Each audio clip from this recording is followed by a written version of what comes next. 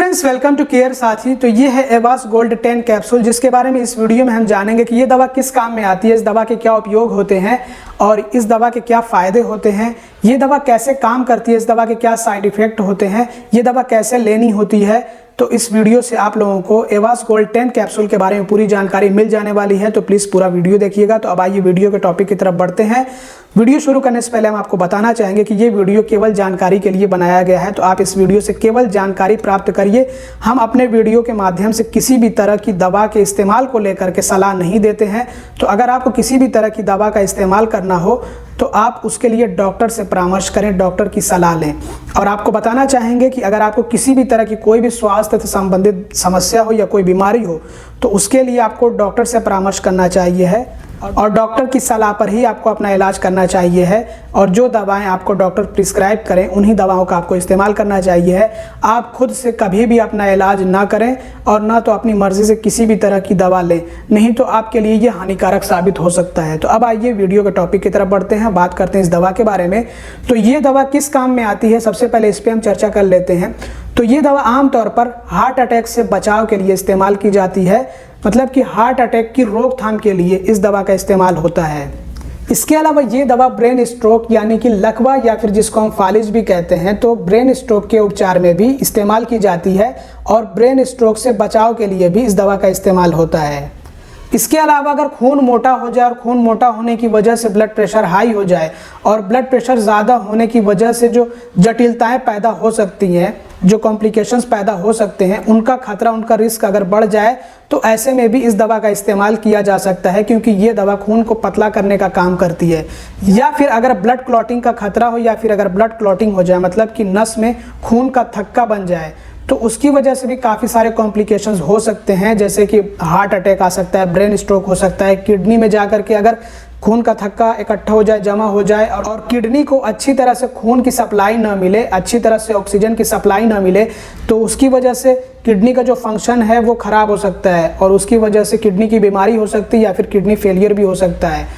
इसके अलावा blood clotting को रोकने के लिए भी इस दवा का इस्तेमाल होता है, मतलब कि नस में खून का थक्का बनने से रोकने के लिए भी इस दवा का इस्तेमाल होता है। या फिर अगर ब्लड क्लॉटिंग हो जाए, अगर नस में खून का थक्का बन जाए, जम जाए खून किसी नस में, तो उसको ख़त्म करने के लिए, ब्लड क्लॉटिंग को दूर करने के लिए भी इस दवा का इस्तेमाल किया जाता है। क्योंकि जैसे हाइपरटेंशन मतलब हाई ब्लड प्रेशर के चलते बहुत तरह की बीमारियों का खतरा बढ़ जाता है, बहुत तरह की जटिलताओं का खतरा बढ़ जाता है, चाहे वो हार्ट अटैक हो या फिर ब्रेन स्ट्रोक हो या फिर किडनी फेलियर हो या फिर किडनी की बीमारी हो। तो वैसे ही अगर ब्लड क्लॉट हो, अगर खून का थक्का बन जाए नस में, तो वो भी बहुत तरह की जटिलताएं पैदा कर सकता है, चाहे वो हार्ट अटैक हो या फिर ब्रेन स्ट्रोक हो या फिर किडनी फेलियर हो या फिर किडनी के जो फंक्शन है वो किडनी के फंक्शन पर भी असर डाल सकता है। एक खून का थक्का अगर नस में जो है कहीं खून का थक्का बन जाए तो, क्योंकि अगर ब्लड क्लॉट हो गया ब्लड वेसल में या आर्टरी में, मतलब कि अगर खून की नस में कहीं पे खून का थक्का बन गया तो वो जो है ट्रैवल कर सकता है, घूम सकता है, नसों से इधर से उधर जा सकता है, तो वो कहीं पे भी जा सकता है, दिल की नस में जा सकता है, जिसकी वजह से अगर दिल को अच्छे से खून की सप्लाई नहीं मिल पाई, अगर अच्छे से ऑक्सीजन नहीं मिल पाया तो हार्ट अटैक आ सकता है। और वही अगर ब्लड क्लॉट ब्रेन में पहुँचे, दिमाग में पहुँचे, तो वो दिमाग की नस को फाड़ भी सकता है, जिसकी वजह से ब्रेन हेमरेज हो सकता है। या फिर अगर किसी दिमाग की नस में जा करके रुक गया, फंस गया, तो उसकी वजह से ब्रेन स्ट्रोक हो सकता है, इस्केमिक ब्रेन स्ट्रोक हो सकता है, जिसको हम लकवा या फिर फालिज भी कहते हैं। और इसी तरह से अगर वो ब्लड क्लॉट जा करके किडनी के रास्ते में कहीं पर रुक गया, किसी ऐसे किडनी के रास्ते में जो कि किडनी को खून सप्लाई करती हो कोई नस, और उसमें जा करके अगर ब्लड क्लॉट हो गया, रुक गया, तो वो किडनी की ब्लड सप्लाई को रोक सकता है। किडनी को अच्छे से अगर ऑक्सीजन नहीं मिला, ब्लड सप्लाई नहीं मिला, तो उसके चलते किडनी की बीमारी हो सकती है या फिर किडनी फेलियर भी हो सकती है, किडनी मतलब फेल भी हो सकती है। तो ऐसे खतरों को कम करने के लिए भी इस दवा का इस्तेमाल किया जा सकता है। तो एक तरह से हम ये कह सकते हैं कि इस दवा का इस्तेमाल होता है ब्लड को थिन करने के लिए, खून को पतला करने के लिए और ब्लड क्लॉटिंग को रोकने के लिए, खून का जो थक्का होता है वो बनने से रोकने के लिए भी इस दवा का इस्तेमाल होता है। और साथ ही साथ जो खून में कचरा इकट्ठा होता है, खून में जो कचरा होता है वो होता है बैड कोलेस्ट्रॉल और ट्राइग्लिसराइड्स, उसको भी कम करने के लिए इस दवा का इस्तेमाल किया जाता है, क्योंकि उसकी वजह से भी खून मोटा हो सकता है और साथ ही साथ वो अगर इकट्ठा हो तो वो ब्लॉकेज बना सकता है। तो ब्लॉकेज को रोकने के लिए भी इस दवा का इस्तेमाल किया जा सकता है। और अब बात कर लेते हैं इस दवा के उपयोगों के बारे में कि ये दवा कब इस्तेमाल की जाती है और क्यों इस्तेमाल की जाती है, किन कंडीशंस में इस दवा का इस्तेमाल किया जा सकता है। तो आम तौर पर या फिर हम कहें ज़्यादातर इस दवा का इस्तेमाल होता है हार्ट अटैक से बचाव के लिए, या फिर अगर हार्ट अटैक हो भी जाए तो हार्ट अटैक दोबारा से ना हो उसके लिए भी इस दवा का इस्तेमाल किया जाता है, या फिर इस दवा का इस्तेमाल होता है कि हार्ट अटैक दोबारा से ना हो, या फिर अगर हार्ट अटैक का चांस हो, खतरा हो, रिस्क हो, तो उससे बचाव के लिए भी इस दवा का इस्तेमाल किया जाता है। तो हम ये कह सकते हैं कि ये दवा हार्ट अटैक से बचाव के लिए भी इस्तेमाल की जाती है और हार्ट अटैक के इलाज में भी इस दवा का इस्तेमाल होता है। इसके अलावा इसी तरह से ये दवा ब्रेन स्ट्रोक से बचाव के लिए भी इस्तेमाल की जाती है, मतलब कि लकवा से बचाव के लिए, या फिर जिसको हम फालिज कहते हैं, उससे बचाव के लिए भी इस दवा का इस्तेमाल किया जाता है। और ब्रेन हेमरेज से बचाव के लिए भी इस दवा का इस्तेमाल किया जाता है, जिसको हम हेमरेजिक ब्रेन स्ट्रोक कहते हैं, उससे बचाव के लिए भी इस दवा का इस्तेमाल किया जाता है। क्योंकि ये जो ब्रेन हेमरेज होता है ये हाई ब्लड प्रेशर के चलते हो सकता है। जब ब्लड प्रेशर बहुत ज़्यादा हो तो उसकी वजह से दिमाग की नस फट सकती है, या फिर ब्लड क्लॉटिंग की वजह से भी ये ब्रेन हेमरेज हो सकता है कि अगर ब्लड क्लॉट हो जाए दिमाग के किसी नस में और उस ब्लड क्लॉटिंग के चलते, उस खून के थक्के के चलते अगर दिमाग की नस फट जाए तो उसकी वजह से भी ब्रेन हेमरेज हो सकता है। इसको हम हेमरेजिक ब्रेन स्ट्रोक कहते हैं। इसके अलावा इस्केमिक ब्रेन स्ट्रोक से भी बचाव के लिए इस दवा का इस्तेमाल किया जाता है। इस्केमिक ब्रेन स्ट्रोक जिसको हम फालिज या फिर लकवा भी कहते हैं, तो इसमें क्या होता है कि अगर दिमाग की किसी नस में अच्छे से खून ना पहुँच पाए और दिमाग को अच्छे से ब्लड सप्लाई ना मिल पाए तो उसकी वजह से ये ब्रेन स्ट्रोक होता है, जिसको हम फालिज या फिर लकवा कहते हैं। क्योंकि दिमाग को अगर अच्छी तरह से ब्लड सप्लाई नहीं मिल पाएगी तो उसके चलते जो ब्रेन सेल्स होते हैं जिनको ऑक्सीजन चाहिए होता है, जो कि हमारा खून लेकर के जाता है, तो वो अगर नहीं मिल पाएगा ऑक्सीजन तो ब्रेन सेल्स डैमेज होने लगेंगे, जिससे कि दिमाग का कोई हिस्सा डैमेज हो सकता है और उसी को हम कहते हैं फालिज या फिर लकवा या फिर इस्केमिक ब्रेन स्ट्रोक। तो ये जो इस्केमिक ब्रेन स्ट्रोक होता है ये भी कुछ वजहों के चलते हो सकता है, जैसे कि अगर खून मोटा हो और उसकी वजह से अगर ब्लड प्रेशर बहुत हाई हो तो उसकी वजह से भी हो सकता है, या फिर अगर ब्लड में क्लॉट हो जाए और ब्लड क्लॉट दिमाग के किसी नस में हो जाए तो उसकी वजह से भी इस्केमिक ब्रेन स्ट्रोक हो सकता है। तो ब्रेन स्ट्रोक से बचाव के लिए भी इस दवा का इस्तेमाल किया जाता है, फिर चाहे तो वो हेमरेजिक ब्रेन स्ट्रोक हो या फिर इस्केमिक ब्रेन स्ट्रोक हो। इसके अलावा इस दवा का इस्तेमाल ब्रेन स्ट्रोक के इलाज में भी किया जाता है, मतलब अगर ब्रेन स्ट्रोक हो जाए जिसको हम लकवा या फिर फालिज कहते हैं तो उसके इलाज में भी इस दवा का इस्तेमाल किया जाता है कि जो ब्रेन स्ट्रोक की स्थिति है, जो कंडीशन है, उसमें सुधार आए और साथ ही साथ दोबारा से ब्रेन स्ट्रोक या फिर दूसरा ब्रेन स्ट्रोक न हो। इसके अलावा इस दवा का इस्तेमाल होता है खून को पतला करने के लिए या फिर खून को पतला बनाए रखने के लिए और ब्लड क्लॉटिंग को रोकने के लिए, मतलब जो ब्लड वेसल्स या फिर जो ब्लड आर्टरीज़ हैं उनमें जो ब्लड क्लॉटिंग होने की संभावना होती है उसको रोकने के लिए भी इस दवा का इस्तेमाल किया जाता है। खून का थक्का बनने से रोकने के लिए इस दवा का इस्तेमाल किया जाता है और खून में मौजूद बैड कोलेस्ट्रॉल और ट्राइग्लिसराइड्स को कम करने के लिए भी इस दवा का इस्तेमाल किया जाता है। और अब बात कर लेते हैं इस दवा के फ़ायदों के बारे में। तो ये दवा सबसे पहले तो डॉक्टर के प्रिस्क्रिप्शन के बिना मिलती नहीं है और ये दवा सिर्फ और सिर्फ डॉक्टर की सलाह से ही लेनी चाहिए है। और डॉक्टर ये दवा तभी चलाते हैं जब डॉक्टर को ऐसा महसूस होता है कि हार्ट अटैक का खतरा है पेशेंट में या फिर ब्रेन स्ट्रोक का खतरा है, या फिर अगर ऐसा लगता है डॉक्टर को कि खून पतला होना चाहिए है, तो ऐसी कंडीशन में भी ये दवा चला सकते हैं डॉक्टर। तो इस दवा के फ़ायदों के बारे में अगर बात करें तो ये दवा हार्ट अटैक के रिस्क को कम करती है, हार्ट अटैक से बचाव करती है एक तरह से। तो हार्ट अटैक से बचाव के लिए इस दवा का इस्तेमाल होता है आमतौर पर, और ज़्यादातर इसका इस्तेमाल हार्ट अटैक से बचाव के लिए ही किया जाता है। इसके अलावा इस दवा का इस्तेमाल ब्रेन स्ट्रोक के इलाज में भी किया जाता है, मतलब अगर ब्रेन स्ट्रोक हो जाए तो उसके बाद भी इस दवा का इस्तेमाल किया जाता है, क्योंकि ये दवा दोबारा से ब्रेन स्ट्रोक नहीं होने देगी या फिर उसके रिस्क को कम करने का काम करेगी, ब्रेन स्ट्रोक से बचाव करने का काम करेगी। और ब्रेन स्ट्रोक की वजह से जो पेशेंट की कंडीशन ख़राब हो जाती है तो उस स्थिति को सुधारने में मदद करेगी, और जो ब्रेन स्ट्रोक के सिम्टम्स होते हैं उनमें सुधार पैदा करने का काम करती है ये। जैसे हार्ट अटैक के जो सिम्टम्स होते हैं हार्ट अटैक के बाद, उनमें ये सुधार पैदा करती है, वैसे ही ब्रेन स्ट्रोक होने के बाद अगर इस दवा का इस्तेमाल हो तो ब्रेन स्ट्रोक के बाद कुछ ऐसा डैमेज होता है जो कि रिवर्सिबल होता है, उनको कंपनसेट करने के लिए, उनको रिवर्स करने के लिए, या फिर आप ये भी कह सकते हैं कि ब्रेन स्ट्रोक के सिम्टम में सुधार पैदा करने के लिए भी इस दवा का इस्तेमाल किया जाता है। और जो पेशेंट की कंडीशन होती है ब्रेन स्ट्रोक के बाद, उसमें सुधार पैदा करने के लिए भी इसका इस्तेमाल किया जाता है, क्योंकि ये दवा एक तो खून को पतला करती है और ब्लड क्लॉटिंग नहीं होने देती है, और जो बैड कोलेस्ट्रॉल और ट्राइग्लिसराइड्स होते हैं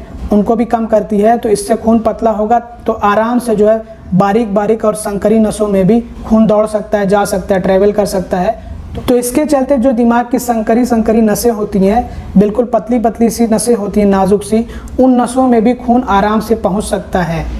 तो जब खून आराम से और अच्छे से पहुंचेगा ब्रेन में, तो उसकी वजह से ब्रेन स्ट्रोक का जो सिम्टम है वो धीरे धीरे करके ख़त्म होगा और पेशेंट में सुधार देखने को मिलेगा। और ब्रेन स्ट्रोक की वजह से ब्रेन में जो डैमेज हो रहा था, मतलब कि दिमाग में जो नुकसान हो रहा था, उस नुकसान को भी कम करने में ये दवा मदद करती है। तो जो हार्ट अटैक और ब्रेन स्ट्रोक के मरीज़ होते हैं उनको भी ये दवा दी जाती है। तो इससे सुधार पैदा होता है, जो पेशेंट की कंडीशन होती है उसमें इम्प्रूवमेंट होता है, मतलब जो मरीज़ की हालत होती है, जो स्थिति होती है, उसमें सुधार पैदा करती है ये दवा। इसके अलावा इस दवा का फ़ायदा ये भी है कि ये दवा खून को मोटा नहीं होने देती है। तो ये दवा एक तरह से ब्लड थिनर का काम करती है। अगर खून मोटा नहीं होगा तो उससे ब्लड प्रेशर हाई नहीं होगा, क्योंकि खून अगर बहुत ज़्यादा मोटा हो जाए तो उससे ब्लड प्रेशर हाई हो सकता है, उससे ब्लड क्लॉटिंग का भी खतरा बढ़ जाता है। तो ये दवा एक तो ब्लड प्रेशर को भी कम करेगी खून को पतला करके, और दूसरे जो ब्लड क्लॉटिंग का खतरा है वो भी कम करती है, और तीसरे जो बैड कोलेस्ट्रॉल होता है खून में उसको भी कम करने का काम करती है, ट्राइग्लिसराइड्स को भी कम करने का काम करती है। तो जिससे कि क्लॉटिंग का भी खतरा कम हो जाएगा, हाई ब्लड प्रेशर का भी खतरा कम हो जाएगा। और जो हाई ब्लड प्रेशर के कॉम्प्लिकेशंस होते हैं, जो जटिलताएं पैदा कर सकता है हाई ब्लड प्रेशर, उससे बचाने में भी ये दवा मदद करती है। और अब बात कर लेते हैं इस दवा के साइड इफ़ेक्ट्स के बारे में, यानी कि दुष्प्रभावों के बारे में, कि इस दवा के इस्तेमाल से क्या साइड इफ़ेक्ट्स हो सकते हैं। तो आपको पहले ये बताना चाहेंगे कि एक दवा के काफ़ी सारे साइड इफ़ेक्ट्स हो सकते हैं अलग अलग व्यक्तियों में, क्योंकि जो दवा होती है ये अलग अलग शरीर पे अलग अलग तरह से काम करती है। तो इसलिए अलग अलग व्यक्तियों में अलग अलग तरह के साइड इफ़ेक्ट्स देखने को मिल सकते हैं, और इसीलिए हम ये तय नहीं कर सकते हैं कि एक दवा के कितने साइड इफ़ेक्ट्स हो सकते हैं। इसलिए हम सिर्फ ऐसे साइड इफ़ेक्ट्स के बारे में ही बात करेंगे जो कि कॉमन, मतलब कि आम होते हैं, क्योंकि अगर हम सभी साइड इफ़ेक्ट्स के बारे में बात करने लग जाएं तो ये वीडियो बहुत ज़्यादा लंबा हो जाएगा और इस वीडियो को कोई देखना भी नहीं चाहेगा, बल्कि हमें अलग से 2-3 वीडियोज़ बनाने पड़ जाएंगे। तो इसलिए बात कर लेते हैं कॉमन साइड इफ़ेक्ट्स, यानी कि आम दुष्प्रभावों के बारे में। तो ब्लीडिंग की टेंडेंसी बढ़ सकती है, मतलब ये कि रक्त रिसाव की प्रवृत्ति में वृद्धि हो सकती है, मतलब खून बहने का जो चांस है वो बढ़ सकता है, क्योंकि ये जो दवा है ये ब्लड थिनर दवा है, खून को पतला करती है ये दवा। तो खून अगर पतला होगा तो उससे खून के बहने का जो चांस है वो बढ़ जाएगा, चाहे वो इंटरनल ब्लीडिंग हो, मतलब कि अंदरूनी रक्त रिसाव हो, या फिर एक्सटर्नल, मतलब कि बाहरी रक्त रिसाव हो, दोनों के चांसेस बढ़ सकते हैं। इसके अलावा एब्डोमिनल पेन हो सकता है, मतलब कि पेट दर्द हो सकता है, इनडाइजेशन यानी कि बदहजमी हो सकती है, जिसको हम अपच भी कहते हैं। इसके अलावा ब्रोइस, मतलब कि चोट या फिर हम जख्म भी कह सकते हैं। नोज़ ब्लीडिंग की भी टेंडेंसी बढ़ सकती है, मतलब कि नाक से खून भी आ सकता है, इसकी भी संभावना हो सकती है। गैस्ट्रोइंटेस्टिनल ब्लीडिंग भी हो सकती है, जिसका मतलब ये होता है कि आंत में भी रक्त रिसाव यानी कि खून बह सकता है, इसकी भी टेंडेंसी होती है। इसके अलावा डायरिया हो सकता है, मतलब कि दस्त हो सकता है। इसके अलावा और भी साइड इफ़ेक्ट्स हो सकते हैं इसके, और लंबे टाइम तक अगर इसका इस्तेमाल किया जाए तो इससे पेट में अल्सर की भी संभावना बढ़ जाती है। तो इसका इस्तेमाल सिर्फ डॉक्टर की सलाह पर ही करना चाहिए। और अब बात कर लेते हैं कि इस दवा का कैसे इस्तेमाल करना होता है। तो जैसा कि आप लोग जानते ही हैं कि ये कैप्सूल है, तो कैप्सूल आपको निगलना होता है पानी के साथ में, और ये दवा डॉक्टर के सुझाव पर ही लेनी होती है, और डॉक्टर ने जैसे सलाह दी होती है इस दवा को लेने के लिए, वैसे ही ये दवा लेनी होती है। इस दवा की ड्यूरेशन और डोज डॉक्टर द्वारा तय की जाती है। ड्यूरेशन मतलब अवधि, जिसका मतलब ये होता है कि कितने टाइम तक, कितने दिनों या फिर कितने महीनों तक ये दवा लेनी है, ये डॉक्टर द्वारा तय किया जाता है। इसके अलावा जो इसकी डोज होती है तो वो भी डॉक्टर द्वारा तय की जाती है। डोज मतलब खुराक, जिसका मतलब ये होता है कि आपको ये 1 कैप्सूल लेना है दिन भर में, या फिर 2 कैप्सूल लेना है अलग अलग टाइम पे, तो ये भी डॉक्टर द्वारा तय किया जाता है। वैसे आमतौर पर यह देखने को मिलता है कि 1 कैप्सूल रात को सोने से पहले खाने के बाद लिए जाने की सलाह डॉक्टर द्वारा दी जाती है। और अब बात कर लेते हैं कि ये दवा कैसे काम करती है। तो जैसा कि आप यहाँ पे पढ़ सकते हैं, और अगर आप नहीं पढ़ पा रहे होंगे तो हम आपको स्क्रीन पर दे देंगे कि इसमें कौन कौन सी दवाएं मिलाई गई हैं। तो इस 1 कैप्सूल के अंदर 3 दवाएं हैं। ये कॉम्बिनेशन मेडिसिन है, क्योंकि इसके अंदर 3 दवाएं मिलाई गई हैं, और तीनों दवाएं अलग अलग डोज में हैं। तो इस कैप्सूल में 3 दवाएं मिलाई गई हैं। अटोरवास्टैटिन है, क्लोपिडोग्रेल है और एस्पिरिन है। और हम आपको दिखाने की कोशिश कर रहे हैं कि इसमें जो अटोरवास्टैटिन है वो 10 mg में है, और बाकी जो 2 दवाएं हैं वो 75 mg में है, क्लोपिडोग्रेल इसमें 75 mg में है और एस्पिरिन भी इसमें 75 mg में है। और अब बात कर लेते हैं कि ये तीनों दवाएं कैसे काम करती हैं। तो इसमें जो अटोरवास्टेटिन है, इसका काम ये होता है कि ये खून में मौजूद बैड कोलेस्ट्रॉल, जिसको हम LDL कहते हैं, उसको कम करने का काम करती है और ट्राइग्लिसराइड्स को भी कम करने का काम करती है। तो जब खून में जो बैड कोलेस्ट्रॉल है और जो ट्राइग्लिसराइड है वो कम होता है, तो उसकी वजह से हमारे खून की एक तरह से सफाई होती है, खून से एक तरह से गंदगी बाहर आती है। और ये बैड कोलेस्ट्रॉल यानी कि LDL और ट्राइग्लिसराइड्स की वजह से ही ब्लड प्रेशर बढ़ता भी है और इससे ब्लड क्लॉटिंग का भी खतरा बना रहता है। ब्लड क्लॉटिंग मतलब कि खून की नस में खून का थक्का बनना। और ब्लड क्लॉटिंग का एक सबसे बड़ा रीज़न होता है बैड कोलेस्ट्रॉल और ट्राइग्लिसराइड, जिसके चलते हार्ट अटैक भी होता है और ब्रेन स्ट्रोक भी होता है। हार्ट अटैक का भी खतरा बना रहता है और ब्रेन स्ट्रोक का भी खतरा बना रहता है। तो अटोरवास्टेटिन ये जो दवा है, ये खून में मौजूद बैड कोलेस्ट्रॉल यानी कि LDL को कम करने का काम करती है और ट्राइग्लिसराइड को भी कम करने का काम करती है, जिससे कि एक तो खून भी पतला होगा और ब्लड क्लॉटिंग का भी जो चांस होगा, जो खतरा होगा, वो कम हो जाएगा। क्योंकि ये जो बैड कोलेस्ट्रॉल और ट्राइग्लिसराइड होता है, ये बहुत बड़ा कारण होता है ब्लड क्लॉटिंग का, खून के थक्का बनने का। तो अगर बैड कोलेस्ट्रॉल और ट्राइग्लिसराइड्स नियंत्रित रहें तो ऐसे में जो रिस्क होता है हार्ट अटैक और ब्रेन स्ट्रोक का, वो भी कम हो जाता है। इसके अलावा इसमें जो दूसरी दवा है क्लोपिडोग्रेल, इसका काम ये होता है कि ये खून को पतला करने का काम करती है और ब्लड क्लॉटिंग को भी रोकती है, मतलब कि खून का थक्का बनने से रोकती है। नस में खून का थक्का बनने से ये दवा रोकने का काम करती है। इसके अलावा इसमें जो तीसरी दवा एस्पिरिन, ये भी वही काम करती है कि ये खून को पतला करती है और ब्लड क्लॉटिंग को भी रोकती है। इसको हम एंटीप्लेटलेट मेडिसिन भी कहते हैं और ये प्लेटलेट की मात्रा को कम भी कर सकती है, तो इसलिए इसका इस्तेमाल डॉक्टर की देखरेख में होना चाहिए है।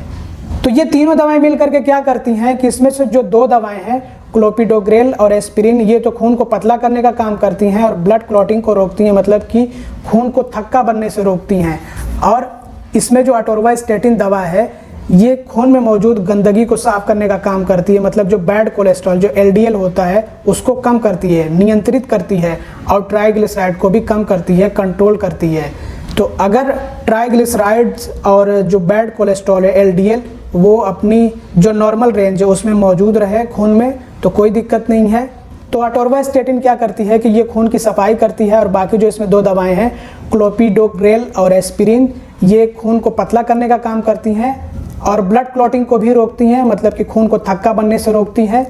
तो ये तीनों दवाएं मिल करके काम ये करती हैं कि ये खून को पतला भी करती हैं और खून की गंदगी को भी साफ करती हैं। तो जिससे होता ये है कि जो हमारी ब्लड वेसल्स होती हैं, जो रक्त वाहिकाएँ होती हैं, जो पतली पतली संकरी बिल्कुल नसें होती हैं, उनमें से खून आसानी से पास हो सकता है, गुजर सकता है, ट्रैवल कर सकता है। क्योंकि खून जब पतला होगा तो बहुत ही आसानी से खून कहीं भी जा सकता है, आ सकता है। तो इससे जो हमारी ब्लड आर्टरीज होती हैं और जो हमारी ब्लड वेसल्स होती हैं, उनमें बहुत आराम से खून ट्रैवल कर सकता है, बहुत ही अच्छे से जो है खून जो है इधर से उधर जा सकता है। और बॉडी के हर पार्ट को अच्छे से खून अगर मिलेगा